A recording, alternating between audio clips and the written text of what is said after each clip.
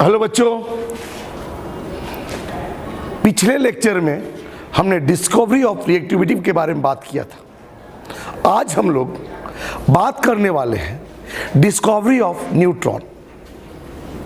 बाबू, हम लोग discovery of radioactivity में हमने पढ़ा था कि किसी भी रेडियोएक्टिव सब्सटेंस से तीन पार्टिकल निकलता है, एक अल्फा पार्टिकल, एक बीटा पार्टिकल और एक गामा पार्टिकल। आपको पता होना चाहिए कि जो अल्फा पार्टिकल है पॉजिटिवली चार्ज होता है और जो बीटा पार्टिकल है वो निगेटिवली चार्ज पार्टिकल होता है, और गामा रे चार्जलेस होता है और मासलेस होता है। आपको ये बता देते हैं कि गामा रे का पेनिट्रेशन पावर बीटा रे से ज़्यादा होता है, 100 टाइम ज़्यादा होता है, और बीटा रे का पेनिट्रेशन पावर यानी किसी भी सब्सटेंस को पेनिट्रेट करने का पावर तो सबसे ज़्यादा होता है गामा रे का, फिर इसके बाद बीटा रे का, और सबसे कम पेनिट्रेशन पावर होता है आपका अल्फा रे का। अब हम लोग बात करें डिस्कवरी ऑफ न्यूट्रॉन का। देखिए बाबू, हम लोग बात करते हैं discovery of neutron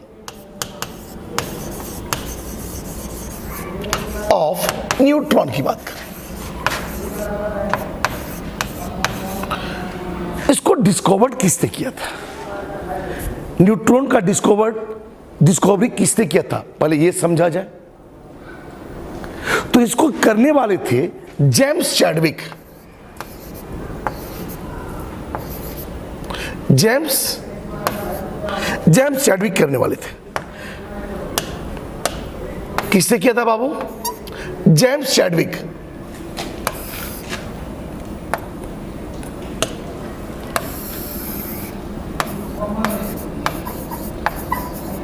James Chadwick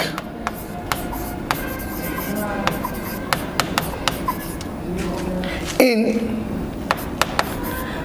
1932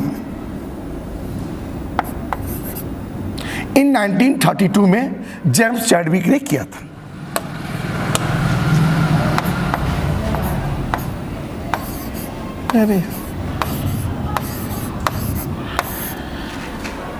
in 1932 में किया था। किसने किया था? तो जेम्स चैडविक ने। अब बात हुई कि इलेक्ट्रॉन की डिस्कवरी 18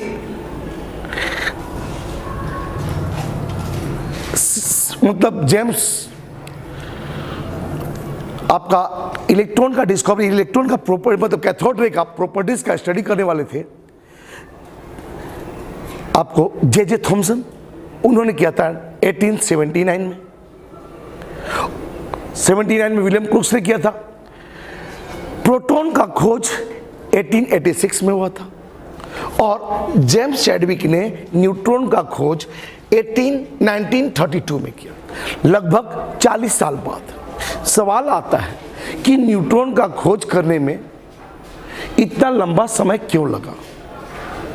लोग जानते थे उस जमाने में कि कोई ना कोई पार्टिकल एटम में है, क्योंकि एटम में जो भी पार्टिकल होता है, एटम का जो पार्टिकल है, एटम का जो मास है, जो एटम का मास है, उसका मास प्रोटॉन के मास से और इलेक्ट्रॉन के मास से ज्यादा होता है। एटम का मास प्रोटॉन के मास से और ये इलेक्ट्रॉन के मास से क्या होता है? ज्यादा होता है। ज्यादा होता है इसका मास। किसका? एटम का मास। जब एटम का मास प्रोटॉन और इलेक्ट्रॉन के मास से ज्यादा होता है तो दिमाग में सभी साइंटिस्टों के दिमाग में ये आता होगा, अरे भाई, इसका मास ज्यादा होने का कारण क्या है? इसका मास ज्यादा होने का कारण क्या है? तो इसका मास ज्यादा होने का कारण यही रहा होगा कि कोई ना कोई ऐसा पार्टिकल है, कोई पार्टिकल है जिसका अभी खोज करना बाकी है, और लोग खोज करना शुरू कर देता था डिस्चार्ज ट्यूब में। चूंकि ये पार्टिकल न्यूट्रल था, ये पार्टिकल कैसा था? न्यूट्रल था। तो जब ये न्यूट्रल पार्टिकल था तो कैसे मिला था डिस्चार्ज ट्यूब में? चूंकि ये न्यूट्रल पार्टिकल होने के कारण इसका इतना समय लगा और इसका खोज हुआ 1932 में। किसने किया? तो जेम्स चैडविक ने किया। तो आपको बताया जाए कि डिस्कवरी ऑफ इलेक्ट्रॉन किसने किया? तो बाबू जेम्स चैडविक ने। कैसे किया? तो एक बेरिलियम का फॉयल ले लिया। देखिए क्या किया, बेरिलियम का फॉयल ले लिया। सॉरी, आप पहले इसे नोट कर लें, पहले आप इसे नोट कर लें। अब इसके बाद इसको डिस्कवरी तो हो गया। कैसे किया बाबू इसको? तो बेरिलियम के फॉयल लिया। देखिए ये बेरिलियम का फॉयल लिया,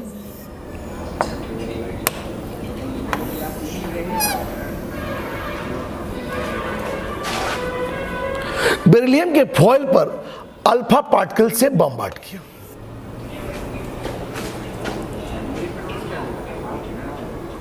बेरिलियम का फॉयल था,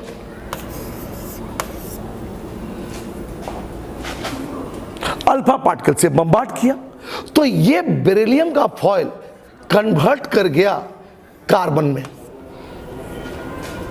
और एक पार्टिकल निकला। ये पार्टिकल जब चार्ज डिटेक्टर देखा गया तो ये चार्जलेस था। चूंकि ये पार्टिकल चार्जलेस था इसीलिए इसका नाम पड़ गया न्यूट्रॉन।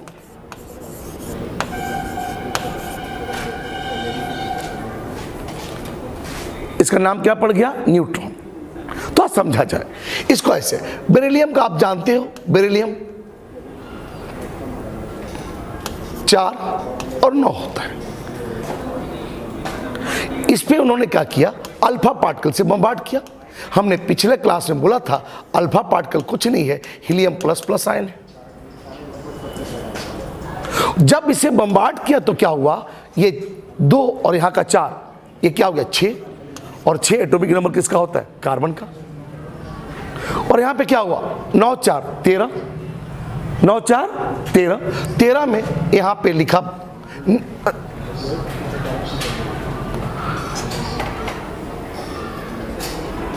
9 4 13, तो ठीक है। 13 में इसका मास हो गया 12, तो इसका एक मास और बढ़ गया। कौन सा? ये न्यूट्रॉन। और ये न्यूट्रॉन जो निकल गया, ये न्यूट्रॉन है आपका। ये न्यूट्रॉन जो है, ये न्यूट्रल पार्टिकल जो निकला, इसी पार्टिकल का बोला गया न्यूट्रॉन।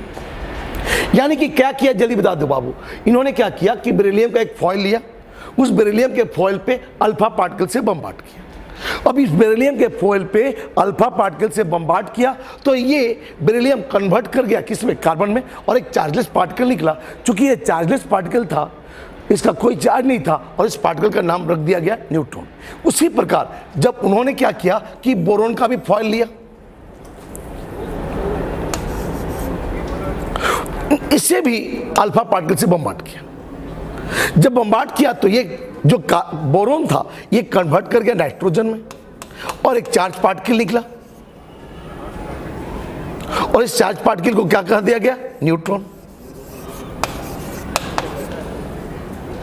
कैसे किया बाबू? किस पे बमबार्ड किया ये बताओ? कि न्यूट्रॉन का खोज किसने किया? तो जेम्स चैडविक ने किया। कैसे किया? तो बाय बमबार्डमेंट ऑफ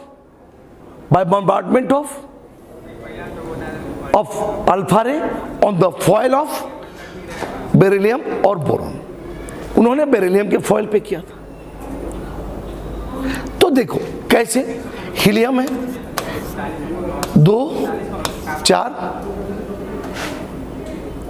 2 4, अब ये बोरॉन 5 11, क्या हो गया?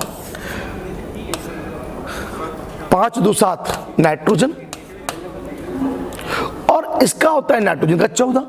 तो एक मास बढ़ गया कि नहीं बढ़ गया? और ये मास बढ़ गया, ये न्यूट्रॉन बढ़ करके बाहर निकल गया, और इस तरह से न्यूट्रॉन का खोज हुआ। तो न्यूट्रॉन का खोज किसने किया? तो जेम्स चैडविक ने किया। कब किया? तो 1932 में किया। कैसे किया? तो अल्फा रे से बमबार्ड किया। किस पे? बेरिलियम और बोरॉन के फॉयल पे। ठीक है ना। तो हम लोग लिखना चाहेंगे, आप इसे नोट कर लें। एक लाइन लिखना चाहेंगे,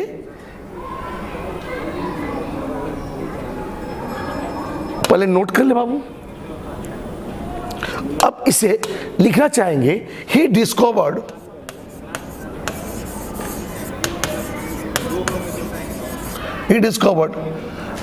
neutron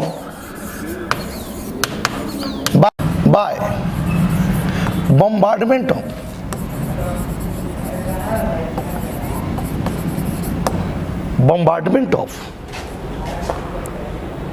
bombardment of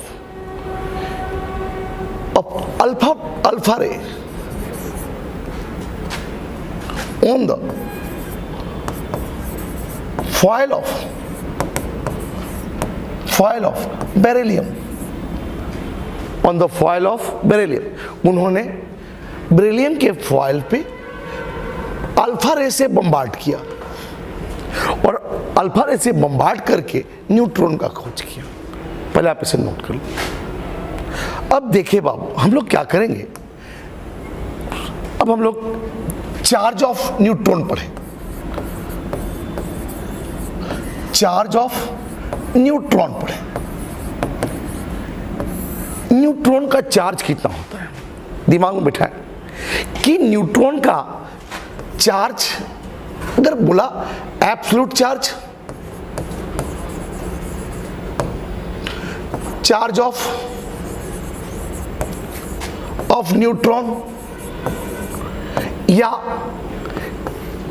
relative charge of neutron,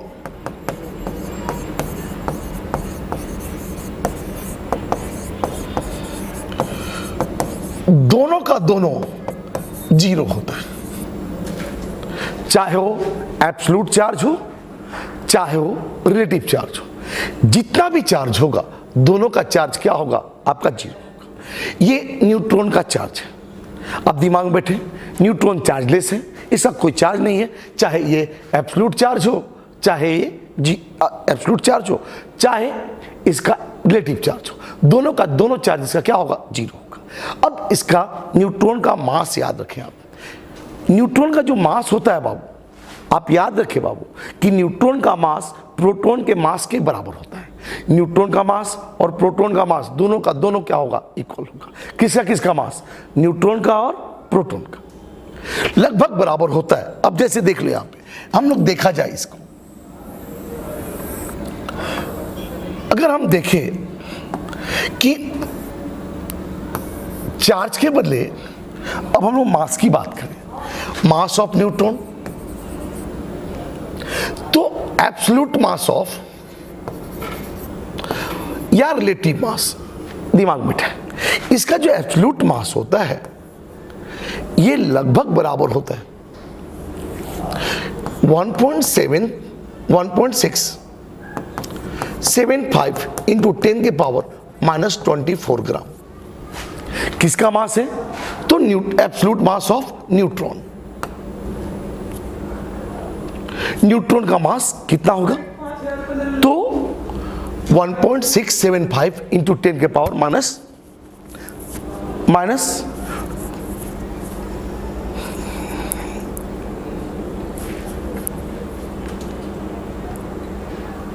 cut हो जाए उतना। हाँ देखो बाबू, absolute mass of neutron 1.675 into 10 के पावर -24 ग्राम। अगर इसका हम लोग रिलेटिव मास देखा जाए तो रिलेटिव मास कैसे देखेंगे, तो रिलेटिव मास कैसे देखेंगे, तो आप जान जाओ कि रिलेट करते हैं एटॉमिक मास यूनिट से। मास को रिलेट करने के लिए एटॉमिक मास यूनिट का उपयोग किया जाता है। और आप जान जाओ एक U बराबर होता है 1.66 गुने 10 के पावर -24 ग्राम। लगभग सेम तो यही है। अगर हम इसको रिलेट करने के लिए हम क्या करेंगे, इस मास से इसको डिवाइड कर देंगे।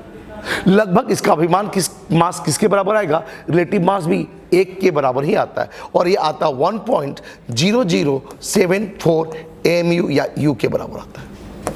तो आप रिलेटिव मास और इसका एब्सोल्यूट मास दोनों को आप याद रखें। आप इसे पहले नोट डाउन करें।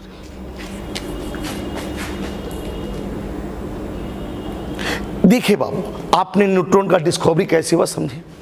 किसने किया? जेम्स चैडविक ने किया। कैसे किया? तो अल्फा पार्टिकल से किया। इसको हम लोग थोड़ा सा एक वीडियो के द्वारा देखें। देखिए बाबू, देखिए, आप जेम्स चैडविक का डिस्कवर करने वाले थे। डिस्कवरी बाय मतलब जेम्स चैडविक। इन्होंने क्या किया? बेरिलियम के फॉइल पे अल्फा पार्टिकल से बम्बार्ड किया। जैसे ही अल्फा पार्टिकल से बम्बार्ड किया तो इससे क्या निकला? देखिए यहाँ पे न्यूट्रॉन निकला। आप इसको वीडियो को फिर से थोड़ा सा ढंग से देखें। देखिए इसको अब जब देखेंगे आप, देखिए रे निकल रहा है, देखिए रे निकला, अल्फा रे निकला, और ये अल्फा रे जाके टकराया तो यहाँ पे न्यूट्रॉन निकला। और इस तरह से बेरिलियम के फॉइल पे अल्फा रे को बम्बार्ड किया गया और अल्फा रे से बम्बार्ड करके आपको न्यूट्रॉन का खोज किया गया। अब थोड़ा सा यहाँ पे और देखिए, न्यूट्रॉन जो होगा वो न्यूक्लियस में होगा। आपको न्यूक्लियस में दो चीज पाया जाएगा, प्रोटॉन और न्यूट्रॉन, और इलेक्ट्रॉन बाहर में पाया जाता है। जब इसी प्रकार अभी तो फिलहाल न्यूट्रॉन का खोज 1932 में हुआ था, लेकिन अब हम लोग इसके बाद पढ़ेंगे मॉडल ऑफ एटम। देखिए, जब जे थॉमसन ने इलेक्ट्रॉन का खोज किया, इलेक्ट्रॉन का डिस्कवरी किया, किसने? जे थॉमसन ने। जैसे जे थॉमसन ने किया तो सबसे पहला अपना मॉडल देने का कोशिश किया था। किसने किया था? जे थॉमसन ने। जे थॉमसन ने पहला मॉडल देने का कोशिश किया था। देखिए इसके अनुसार क्या था, जे थॉमसन दिए थे first model, J Thomson model of atom.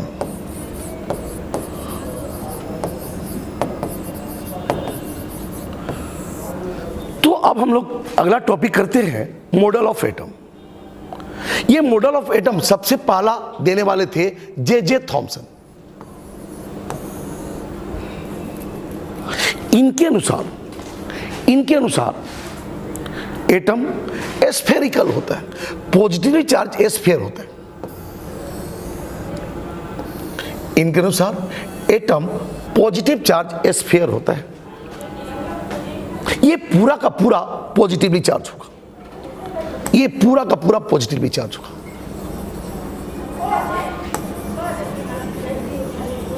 पूरा का पूरा ये पॉजिटिवली चार्ज होगा, ये पॉजिटिवली चार्ज होगा। और इसे न्यूट्रलाइज करने के लिए उन्होंने बोला कि इसमें जैसे वाटरमेलन में सीड इम्बीडेड होते, धसे होते, उसी तरह से इसमें इलेक्ट्रॉन धसे होते। और इस इलेक्ट्रॉन जो है, चूंकि निगेटिवली चार्ज था, ये इलेक्ट्रॉन इसको न्यूट्रलाइज कर देता है। इसीलिए इसको वाटरमेलन मॉडल भी कहते हैं।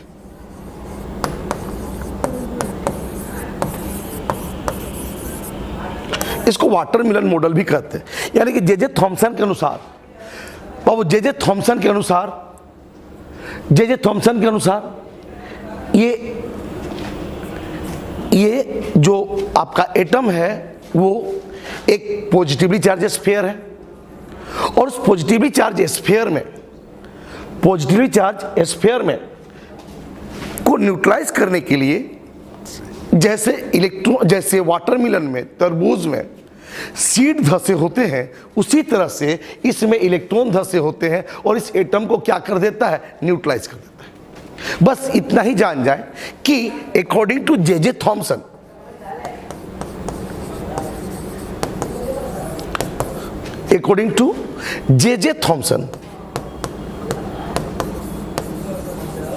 Atom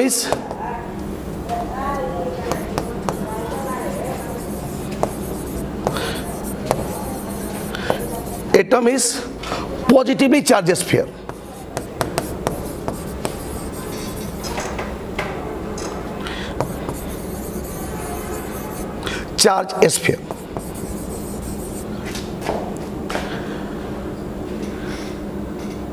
And in order to neutralize them,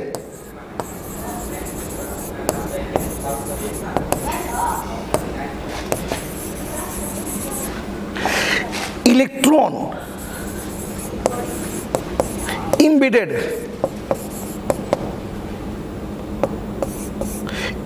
in it,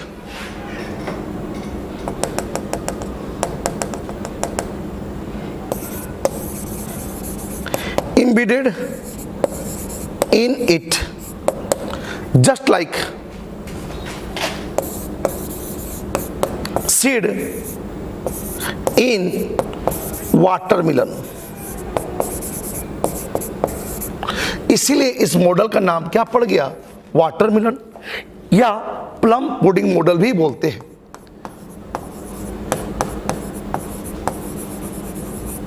plum pudding model भी इसको बोलते हैं। इसका दो नाम है, प्लम पुडिंग मॉडल या वाटरमेलन मॉडल। इसके अनुसार आपको बताया गया है कि ये पॉजिटिवली चार्ज स्फीयर है और इसको न्यूट्रलाइज करने के लिए इसमें इलेक्ट्रॉन धसे होते हैं, जैसे कि वाटरमेलन में सीड। इसीलिए इस मॉडल का नाम वाटरमेलन मॉडल पड़ गया। या जैसे हलवा में किशमिश, उसी तरह से इसलिए इसका नाम पड़ गया प्लम पुडिंग मॉडल। आप इसे नोट डाउन कर लें। अब देखिए, अब बाबू आपको तो पता होना चाहिए इस मॉडल का मेरिट क्या था। इस मॉडल का मेरिट एंड डीमेरिट क्या है।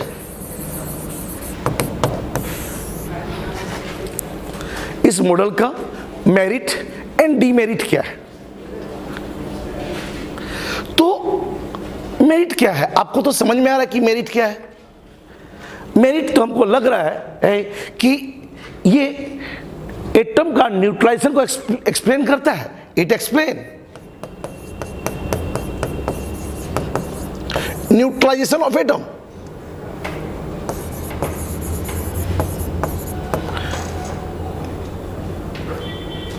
Neutralisation of atom,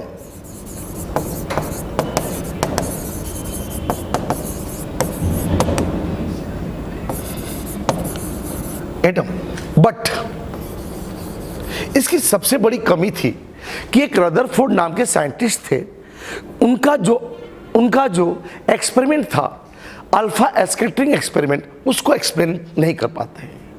but it can not explain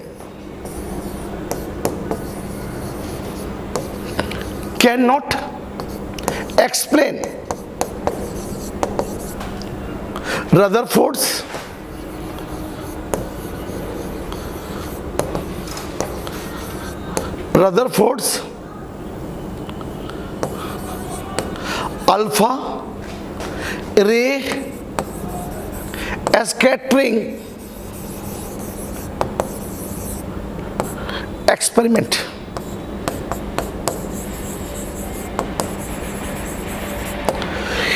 देखिए बाबू, ये एटम न्यूट्रल होता है, जाहिर सी बात है, एटम न्यूट्रलाइज तो होता है, ठीक है। एटम न्यूट्रल होता है। कैसे न्यूट्रल होता है भैया, क्योंकि पॉजिटिव चार्ज तो एटम है और उसमें इलेक्ट्रॉन धसा होता है। जब उसमें इलेक्ट्रॉन धसा होता है इसलिए वो न्यूट्रल है, ठीक है। लेकिन यहां पे समझा जाए, लेकिन ये रदरफोर्ड एक साइंटिस्ट थे, उन्होंने 1911 में एक एक्सपेरिमेंट किया था। उस एक्सपेरिमेंट का नाम है अल्फा रे स्कैटरिंग एक्सपेरिमेंट। इसके बारे में इन्होंने कुछ नहीं बताया कि आखिर ये अगर ये एटम ठीक है, स्फीयर है, तो अल्फा रे स्कैटरिंग क्यों रहा है, वो चारों तरफ छितर क्यों रहा है। इसके बारे में सारा रे को सीधे जाना चाहिए। लेकिन इन्होंने क्या किया, जब देखा कि जब रदरफोर्ड ने क्या किया कि जब एक्सपेरिमेंट किया तो उसमें अल्फा रे चारों तरफ छितर जा रहा था। इसका मतलब अल्फा रे का स्कैटरिंग एक्सपेरिमेंट को वो एक्सप्लेन नहीं कर पा रहा था। हम लोग अगले लेक्चर में अल्फा रे के स्कैटरिंग एक्सपेरिमेंट को समझेंगे। तब तक आप इसे नोट कर लें।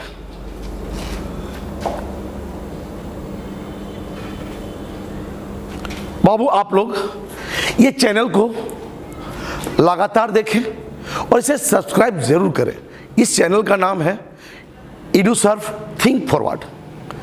इसे जरूर आप पहले तो आप सब्सक्राइब करें, जिससे कि अगला जब भी मेरा वीडियो जाए तो उसका नोटिफिकेशन आपको प्राप्त हो जाए। Thank you.